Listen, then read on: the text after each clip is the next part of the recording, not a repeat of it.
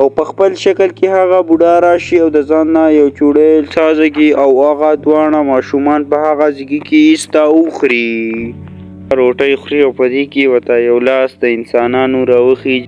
که په سټوري ځان پوه کول غواړئ نو ویډیو راسه تر اخره وګورئ. په یو کلي کې به یو پټی و او هغې ته به د هغه چوړیل په مخه راتلله او هغه به چې کله دغې پټي ته راورسېدله نو هغې به خپل شکل انسان ته واړو او د انسانانو په شکل به ځان کو چې ما سره خلک مدد وکړي او د یو انسان شکل ته به خپل شکل بدل کو.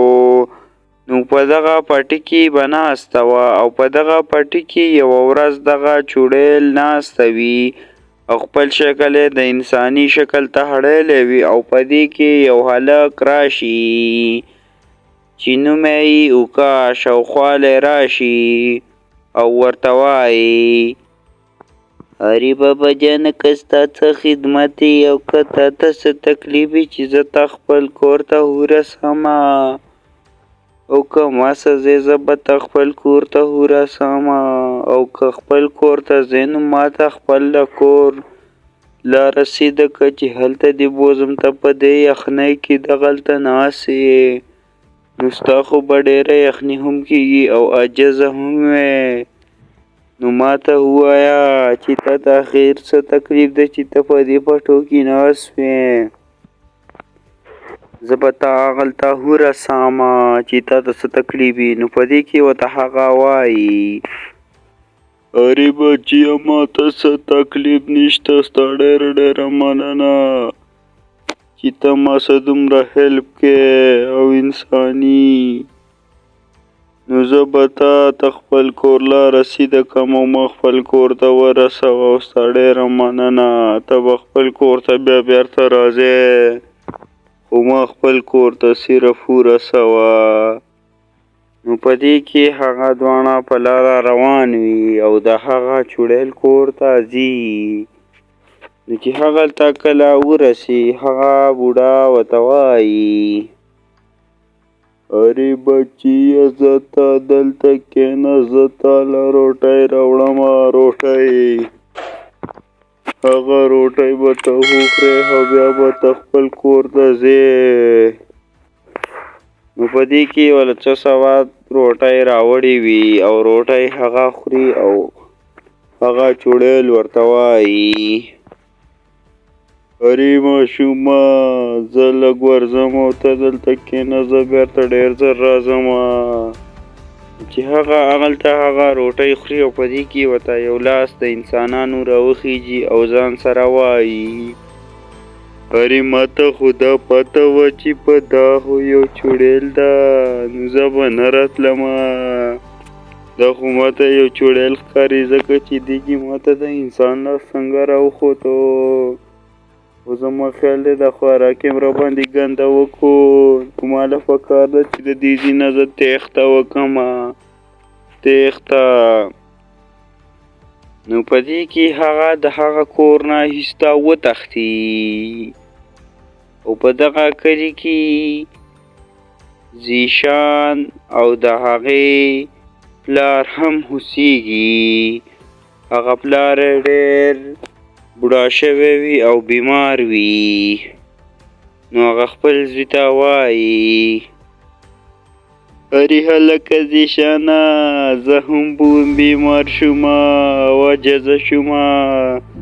داسې کار به ته کې چې ته هم څه دیاړي کوه ځکه چې د کور خرچې راپسې را روانې دي نو زه کار روزګار هم ته کوه ځکه چې د کور خرچې موږ پسې را روانې دي. نو په دې کې ورته هغه زوی وایي ارې پلارجانه زه خو کار مار کومه خو ما ته کارونه نه میلاویږي جمع دی جمع او زه به خپل کوشش کوم او زه نن هم کار پسې وځم چېرته ما ته کار میلاو شي او کور ته پیڅه سامان مازدیګر ته راوړمه. نو په دې کې هغه پټي ته تللی وي او هغه بوډا هغلته ناست وي هغه چوړیل بوډا هغه چوړیل بوډا هغلته ناست وي او هغه زیشان ورته وایي هري بابا جي که ستا څه کار وي نو ما ځان ثبوتلی شې ځکه چې زه ډېر غریب یم او مزدور کاره یم که ستا څه کار وي نو ما ځان ثبوځه نو په دې کې ورته هغه زیات څه ونه وایي او ځان صاحب ووځي صرف ورته دومره ووایي چې ما څه کار شته او ځان سره ایسته بوځي نو چې بوځي خپل کور ته یې څنګ رسولی وي او هغلته یو بل ماشوم هم وي او هغې زیشان ته هغه چوړیل بوډا وایي هري زیشانه ته دلته وردی که او زه بېرته راځم نو په دې کې تی هغه بوډا بېرته لاړ شي او په دې کې هغه هلک ورته وایي چې هري ته یې په دوکه راوستی زه په دوکه راوستی ما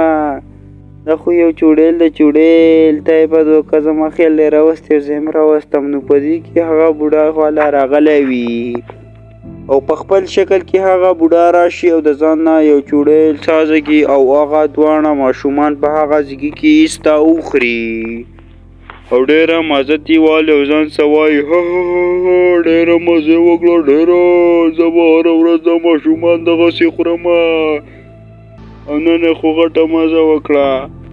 ګلونو ماشومانو دا سټوري د دې ځای پورې وه که د سټورۍ نه څه سبق حاصل کړی نو کامنټ کې راته ووایه او د داسې سبقامیزو ویډیوګانو لپاره اوس زموږ چینل لازمي سبسکرایب کړئ ځکه چې دا چینل خاص کر د پښتنو لپاره ساز شوی دی د بلې ویډیو راغلو پورې د لوی الله په امان